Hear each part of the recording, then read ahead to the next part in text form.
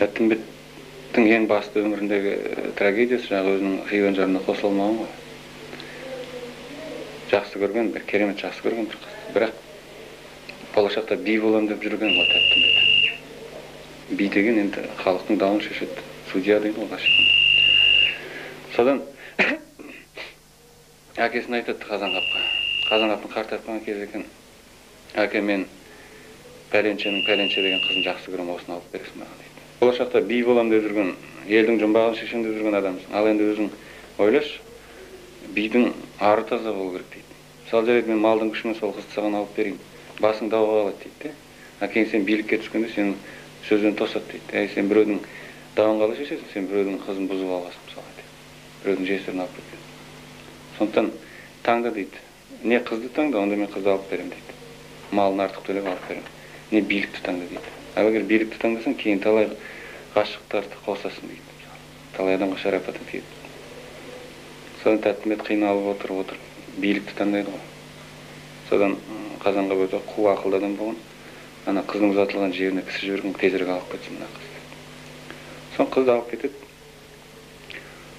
Сосын кейіннен Тәттімбет үлкен би болады, елдің ісіне араласып жүрген кезде қазіргі Семейдің Абай ауданы бар ғой, сонда Шыңғыстауда бір үлкен қан төгіліп, дау болып, маймыл мен тауықтың арасы ашылып, содан бұны кім шешеді дегенде Тәттімбет қана шеше алады.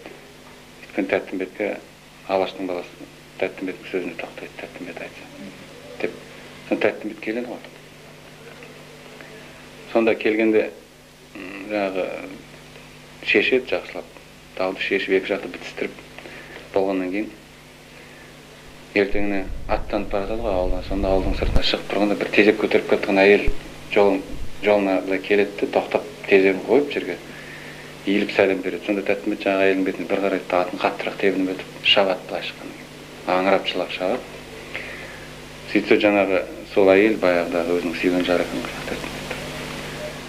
Содан жаңағы Тәттімбеттің енді жаңағы несіне қайтып келейік енді хикаясына. Содан Қазанғап ана алғашқы әйелі Тәттімбет соны алып береді ғой. Сонда Тәттімбет қырсығып, жас кезі, асау кезі жаңағы бір үйде тұрады, бірақ жоламайды әйел. Содан кейін бір күн Қазанғап сезеді, келінді шақырайды, келеді. Сосын айтады, қарағым, мен ертең керуен тартайын деп жатырмын Самарқанға, не алып келіп берейін дейді. Сонда келін айтады, ол кезде адамдар астарлап сөйлейді ғой, керемет. Сонда айтады, ата, менің іздегенім ол Самарқанда жоқ дейді. Сосын бірден сезеді, жарайды қарағым, бара бер дейді. Сосын әйелін айтады, бәйбішесіне. Бәйбіше, мына балаң қалыңдығының көрпесін аша алмайтын, неден осындай ез болды дегенде, сенің қаның ғой дейді. Қан менікі жетесі, сенікі шақырып бер дейді. Келеді, түске дейін ұйықтаған, ондай әдеті жоқ сер адам болған ғой. Ісіп кеткен беті келіп отырады, содан кейін қамшыны алады да арқасына тартады, сонда көйлегі жыртылады Тәттімбет. Сонда не үшін көке дегенде, анаңды сыйлайсың ба дейді. Иә, сыйлаймын дейді. Оны неге сұрадың, бұл не әспет, неге сұрадың дегенде, сол ана қойныңда көрпесі ашылмай бұлықсып жатқан сенің қалыңдығың, сол әйел затынан, сенің анаңның елінен келген дейді. Барды құрмет қыл дейді. Артынан екеуі жақсы керемет семья болып тұрады.